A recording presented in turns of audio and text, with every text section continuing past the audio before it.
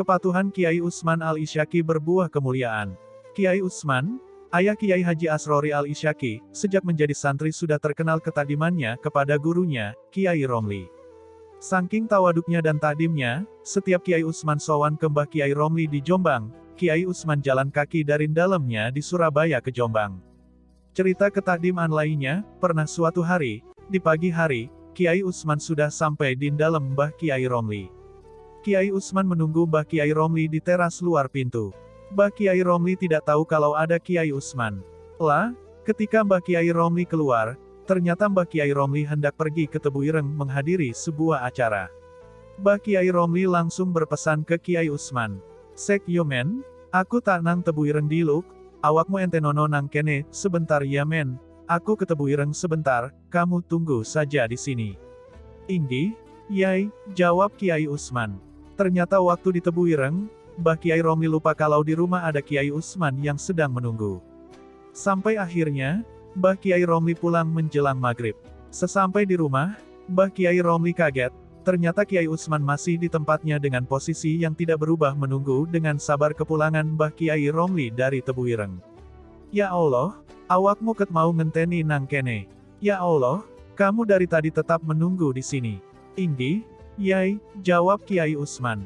"Ya Allah, tak dungakno mulya uripmu, Utsman, mulya uripmu, ya Allah, kudoakan mulia hidupmu, wahai Utsman, mulia hidupmu," dawuh Mbah Kiai Romli penuh doa untuk kemuliaan hidup Kiai Utsman. Pada akhirnya kesabaran dan keikhlasan Kiai Utsman sebagai murid dibalas dengan keridaan Mbah Kiai Romli sebagai guru, keridaan yang paling diharapkan seorang murid untuk keberkahan ilmunya. Kiai Haji Muhammad Utsman Al-Isyaki dilahirkan di Surabaya pada bulan Jumadil Akhir 1334 Hijriah, setelah 16 bulan berada dalam rahim ibundanya. Dikisahkan sejak kecil Kiai Utsman sudah memiliki banyak keistimewaan, di antaranya beliau selalu tidak ada di rumah setelah maghrib dan baru pulang setelah jam 11 malam dengan badan yang penuh lumpur. Ternyata setelah diselidiki, beliau berada di sungai didekap oleh seekor buaya putih. Bersama kakek beliau, Kiai Abdullah, selain kakek beliau tidak ada yang berani mendampingi beliau tidur, karena dari mata Kiai Utsman memancarkan sinar terang seakan-akan mau menembus langit. Ketika berumur 6-7 tahun, pada suatu malam nampak banyak bintang-bintang turun dari langit seraya memancarkan sinarnya ke dekapan beliau.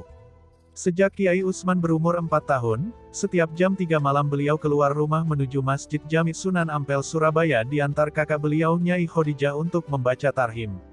Setiap beliau sampai di pintu gerbang masjid, beliau selalu disambut oleh banyak anak-anak kecil memakai kopiah putih, dan setelah beliau sampai di masjid anak-anak kecil tersebut hilang entah kemana, dan baru muncul kembali sewaktu beliau pulang dari masjid sekitar jam 7 pagi untuk mengantarkan beliau ke pintu gerbang dan setelah itu kembali menghilang.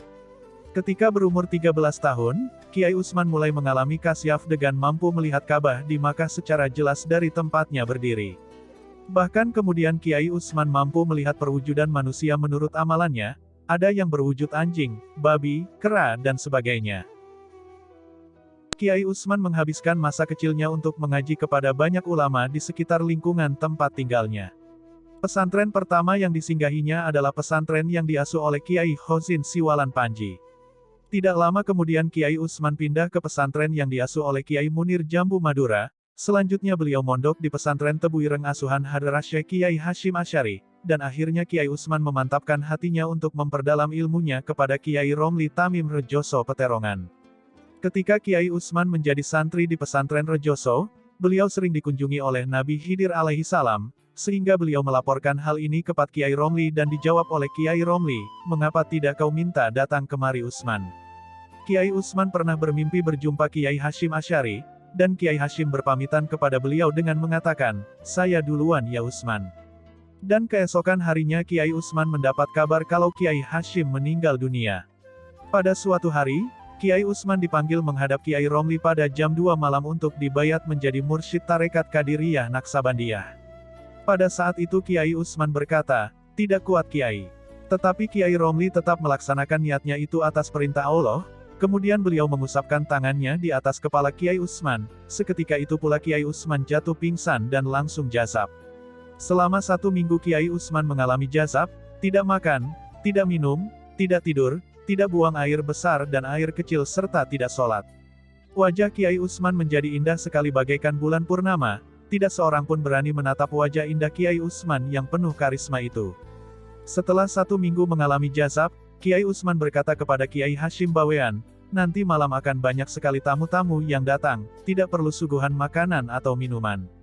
Maka pada jam 8 malam Kiai Utsman sudah siap menerima tamu di kamarnya, tidak lama kemudian sambil menghadap pintu beliau mengucapkan, Waalaikumsalam, Waalaikumsalam, selama kurang lebih 5 menit dan nampak Kiai Utsman seperti menjabat tangan banyak orang sambil tertunduk taksim.